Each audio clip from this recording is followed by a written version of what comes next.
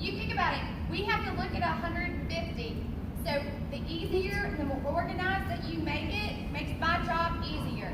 So it's got a caption and data, bam, I'm moving on. Ma, do it. Put your finger.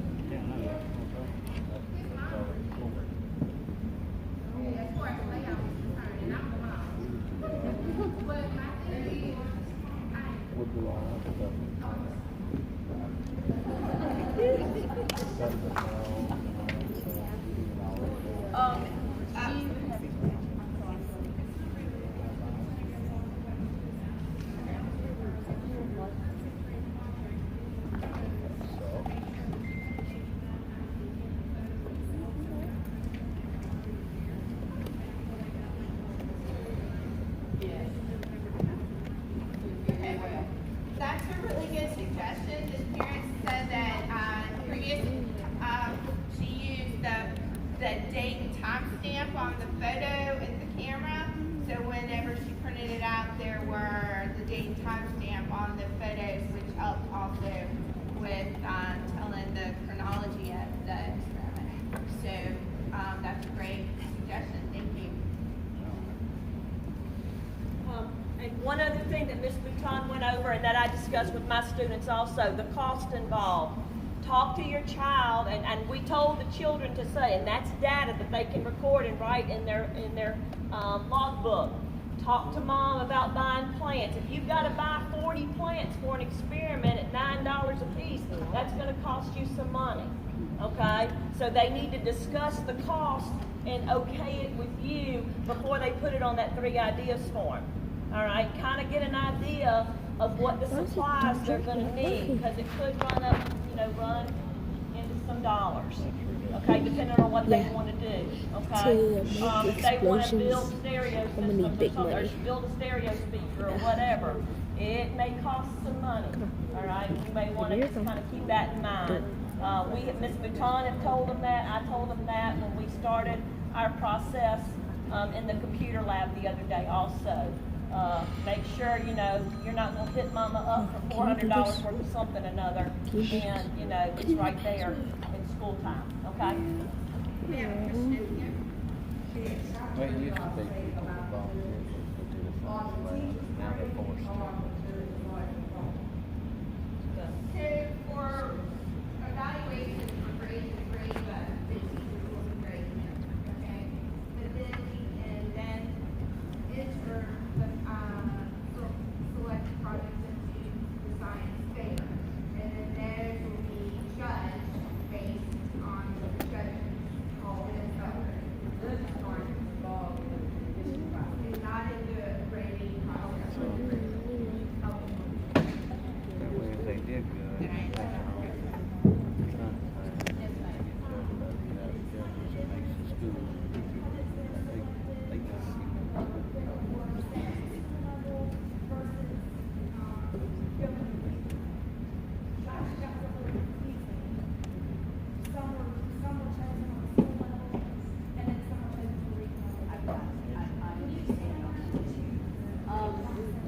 Y'all, I know as a parent, you've lived with this thing now for, 2 months, and you've seen the blood, sweat, and tears, and you know what your child has attempted to do. Last year in particular, we had a different situation because we did not have our gym for our fair. Our fair usually fills up this gym, and so that's a whole lot of work. But last year, because of the construction on the gym, we had to do a whole different situation in many different rooms. So numbers were lower last year. What I attempt to do, and I can really only speak for me, if there is science in it and the child wants to put it in here, I will bring a raggedy whatever down. Simply because there can be real science in the raggedy. We can fix a board, as things progress. If they turned in their project and our particular fair is like right down the road, we may not have time to really repair it. But if there is science there, we can, at this school, fix a board. And especially if it's a little boy. Y'all just don't know, some of these stuff's hanging on, you know, but they really do their project, they know what they're talking about. You know, that becomes this fair for sure. Now, we take buses to regional, and the problem with taking the buses to regional, usually we end up taking about 150 children. 200. That's like 5 buses, and we're responsible for that group of children at regional. Once again, I select the ones, usually it's anyone that wants to go, because they've really done the work, and they don't mind, you know, they want to be there. As far as Mobile County Science Fair, we can only submit 18 projects. That is their, not ours. And y'all, at Mobile County, we do generally win some, but we don't win a whole lot. We clear house at regional usually, but Mobile County is trying to encourage these other schools that aren't as into it as we are.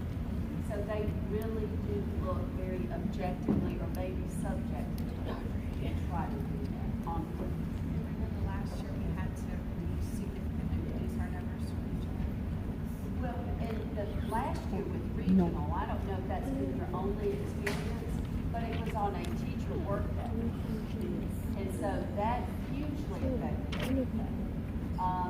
This year that will not happen, and it won't ever happen again. We're more coordinated. They are more coordinated with the schools. But really and truly, as far as what goes to the fair, it is at the teacher's discretion. You need to understand the teacher should know science, okay? So there's a reason the ones are selected. Yes.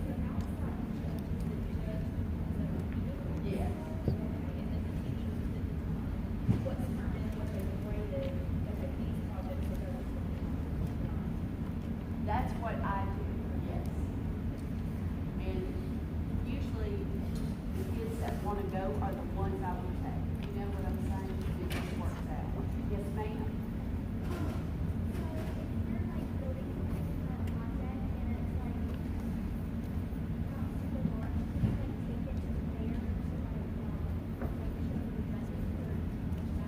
It sort of depends on what it is. There are certain things they do not want there, and it's in your packet. It will tell you.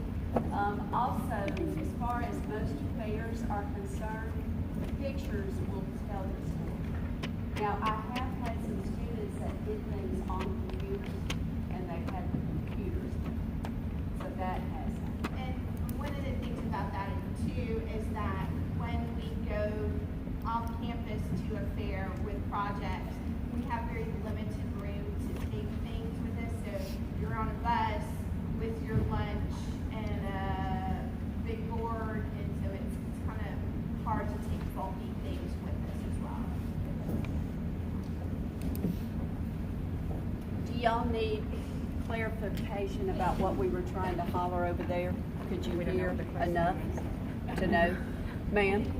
Didn't hear a word you said. There was a question, and you had a child here last year. There was a question about whether, who determined or who decided what student went to what fair.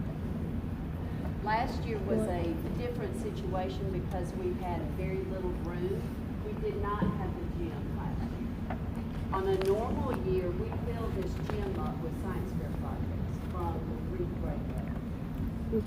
Last year, this gym was being worked on, and so we had to kind of do it in rooms and plus the library, and it was very, very difficult.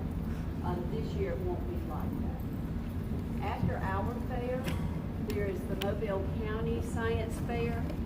According to their rules, as a school, we can only take 18 projects. And usually, I pick those with input from judges and also some of the teachers. There have been times when I took a project through counties that did not even place here and they want it counted. You know, it's kind of, I've been doing this a while and I sort of usually know what they're looking for. At regional, we take about 5 buses to regional. Last year was a little weird because it was a teacher work day. So the kids that were going had to be able to come here. We loaded them up, you know, and it was the day that we were supposed to be doing all this other stuff, and we went to regional. Well, of course, that's what we want to do. My students, as far as going to regional, if they are willing to fix whatever needs to be fixed, I'm all for them going. And you know, it's never been a problem. If they place at regional, they are eligible for state. I will tell you, as far as being selected, if you're not competitive either, and you like to do this sort of thing, if you have a unique idea, you're much more likely to impress a judge.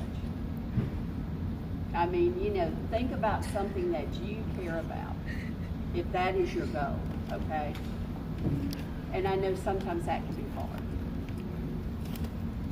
Any other questions over here? That's what we were talking about over there. I'm sorry, y'all. We're trying to holler. We've been hollering all day. Not really hollering. Yes, ma'am. Yes, I see the 2 types of boards. I mean, I've seen where, like, I guess people are like printing them out at, I don't know, one of the printer places, or the board where, you know, we can Yes. order the stuff. So either one is, I mean, there's no preference. They could do either one. As you look at that, you can tell which one looks slick and sophisticated. Yes. And it's the one in the middle.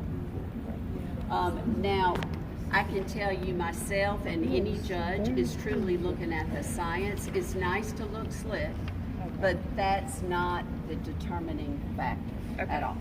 So I want to close with one thing about the act, because she was asking a question about the physical boards themselves. Some behind the scenes stuff. We put our hands on these boards to grade them at multiple steps.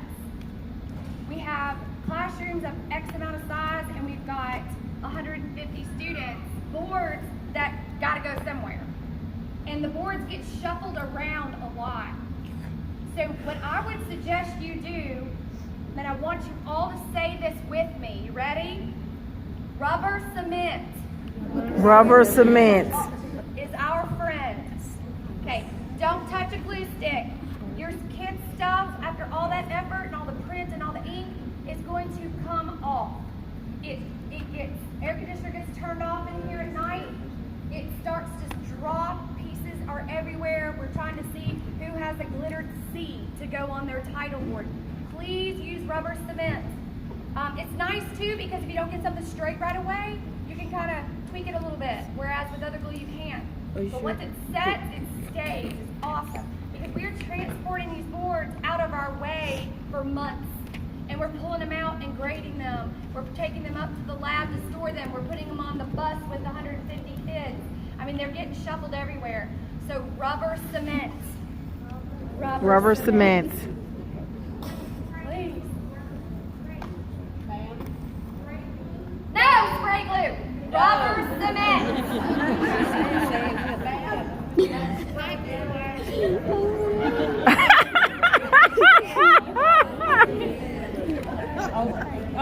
Yeah.